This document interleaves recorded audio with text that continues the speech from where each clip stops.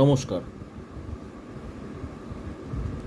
দেখুন, এটা হচ্ছে অনামিকা আঙুল। আমি এখন এই অনামিকা আঙুল নিয়ে আলোচনা করব। দেখুন, অনামিকার অন্য নাম হলো রবির আঙুল।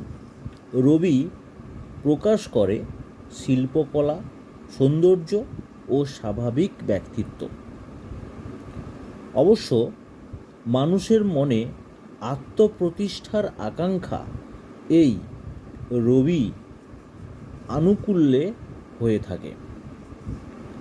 অনামিকা আঙুল যদি বাঁকা হয় তাহলে সেই জাতকের সৌন্দর্য জ্ঞান কম থাকে, আর যদি এটি সোজা বা দীর্ঘ হয় তাহলে সেই সব জাতকের মধ্যে কলাশিল্প সৌন্দর্য বোধকে উদ্বুদ্ধ করে, মনে জাগায় যশ ও খ্যাতির আকাঙ্ক্ষা।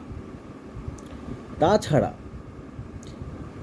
এইসব জাতকের মধ্যে কবি, সাহিত্যিক, শিল্পী, গায়ক ও ভালো খেলোয়াড়ও হওয়ার সম্ভাবনা থাকে। যদি এই আঙুল বাঁকা হয় তাহলে সেই জাতকের শিল্পজ্ঞান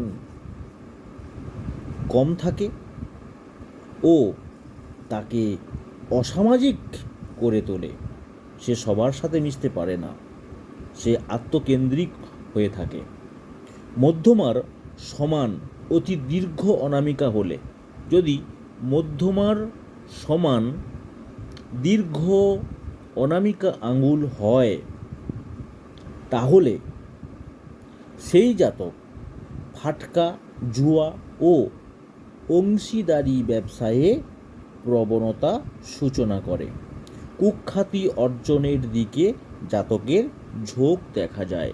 নমস্কার।